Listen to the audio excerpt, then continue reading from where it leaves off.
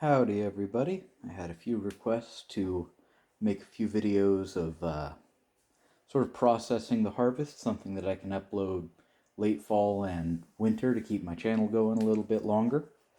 Of course I'll come back next spring no matter what, but this is going to be an intro on threshing, beans in particular.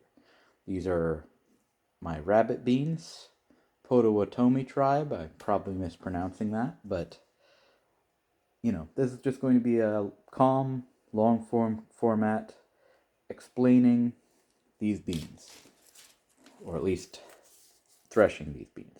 Here's a really good example of what most of the pods tend to look like. Very full, very long, a lot of beans per pod. Really big fan of this variety. Now, you have a couple ways you can thresh. You don't have to have any specific size container or anything for most of them.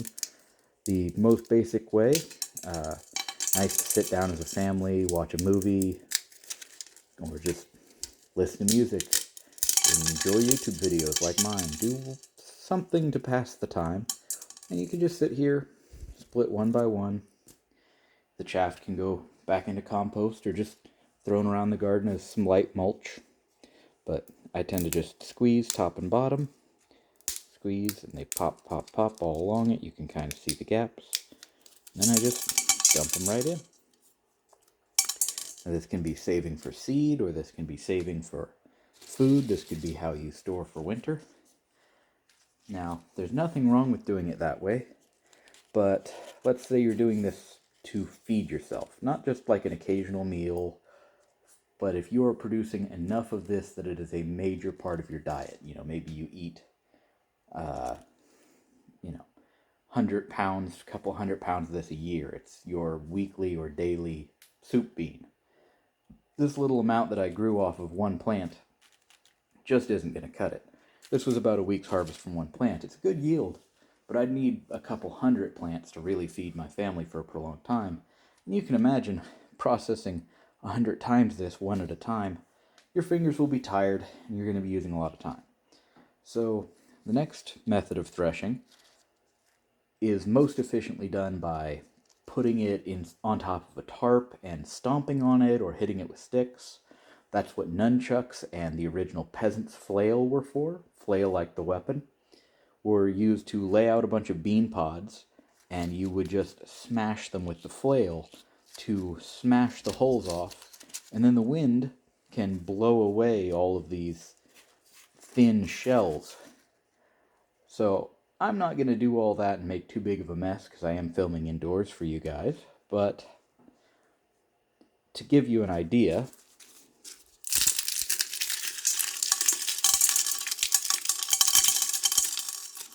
just with my hands, so in way less time I could do 2, I could probably do 5 like that at once with my bare hands. And yes, you end up with a lot of little bitty pieces of chaff instead of big pieces that are easier to deal with. But you can easily do this outside. You don't have to do this inside a bowl like I'm doing. But from here, still getting all those beans out. And now, if I just shake it out like this where they're separated and blow on it, I'll have to vacuum my floor later, but for the sake of the video, see how a lot of that floats out? Yeah, there's one big piece that's still got enough weight to it that it's staying low, but largely, you can just float all that little stuff out.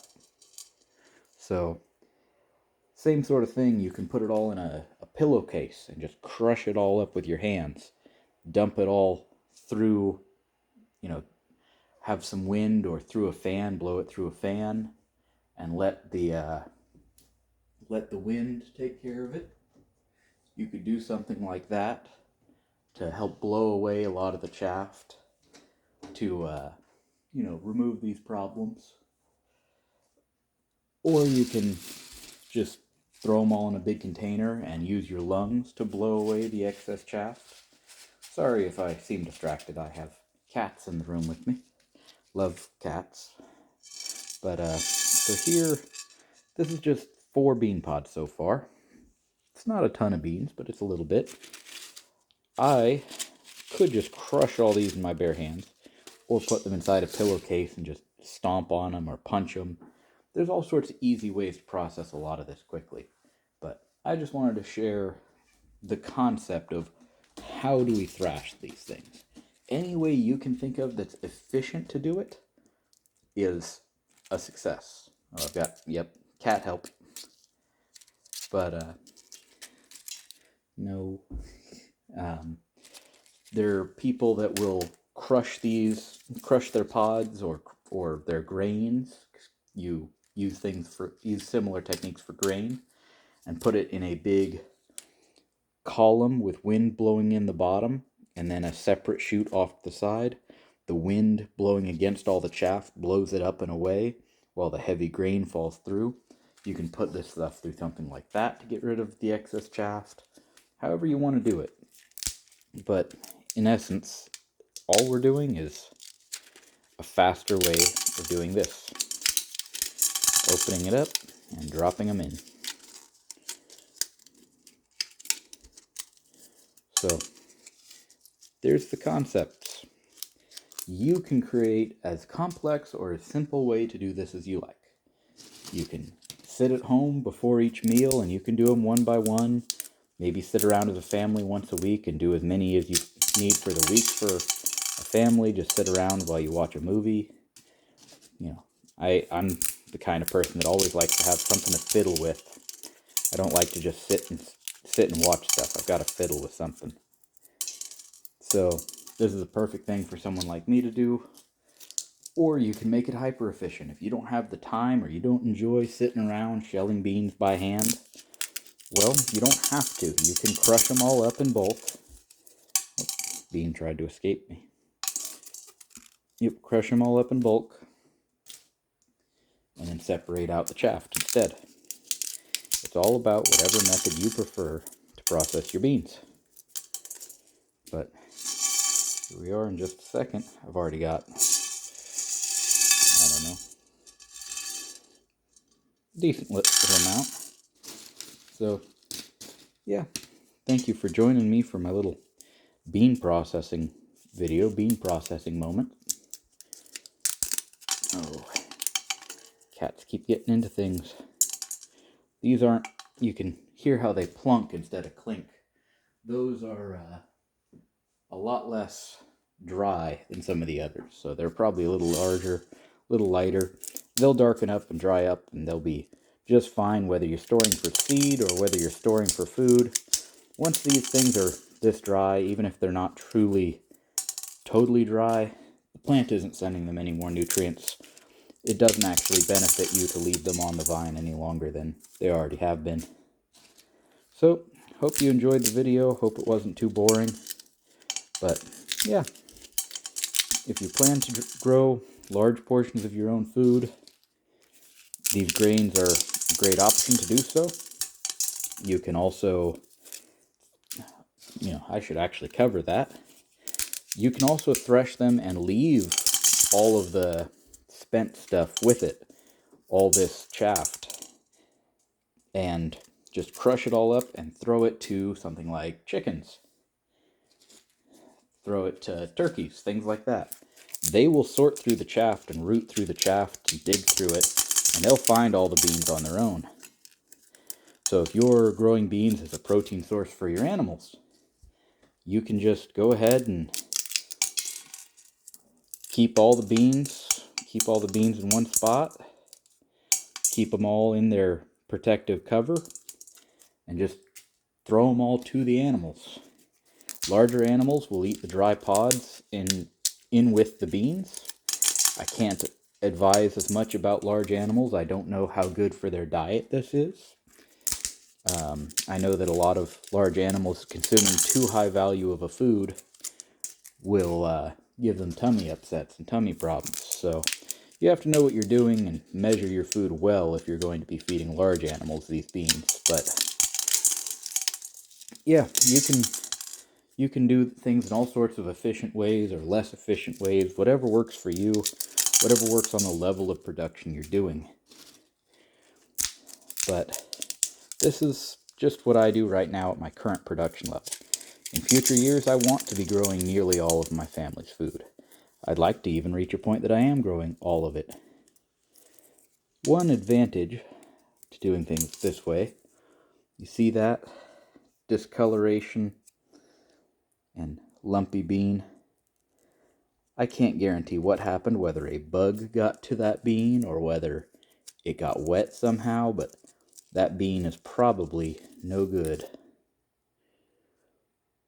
Sorry for my dirty nails. I've been planting trees and tulips while I film this sort of thing in advance. I've got a little pile of off beans to the side. I may try to cook it and see if it was good to cook, but I would not try to plant any that look like that. Just simply not how I would save seed. So there is an advantage to doing it slow if you can afford the time, if you can afford the extra attention, but sometimes in life that's just not viable when you're talking about processing enough calories to live off of. So you've got to decide what works for you, how much are you processing. I mean, I've seen big machines that people make to process tons of these a day, but eventually that gets into the kind of thing where it's like, do you have somebody who's going to pick beans all day for somebody else to run the crushing machine all day? Because that crushing machine might be more effort to make and use than it is just to have a more in-between method. You have to figure out those sort of solutions and problems for yourself. How is it best to store these? How is it best to live with them? Because as long as you can keep the mice out of it, you can just leave them in the pods until you're ready, if that works for you. Or, if you want to be more space conscious, I mean, that huge pile of bean pods is now a much smaller pile of bean seeds.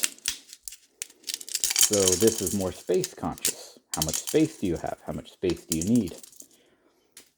I'm not here to tell you the right way. I'm just trying to give you ideas on factors that you can make decisions based off of.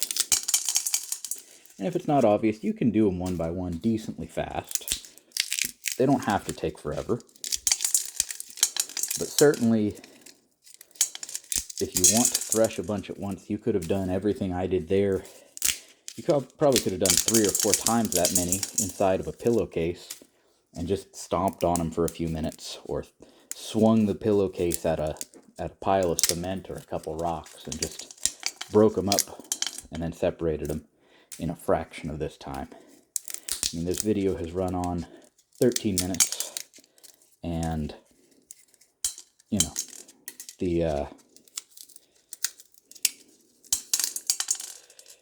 there's a lot of more efficient ways you could do things, but there's a pretty good harvest. Oh, I dropped one piece of chaff in there, one large piece.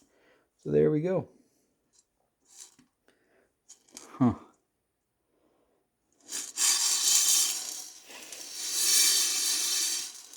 And by blowing into it while I shake it, I blow out any little pieces of chaff. There we are.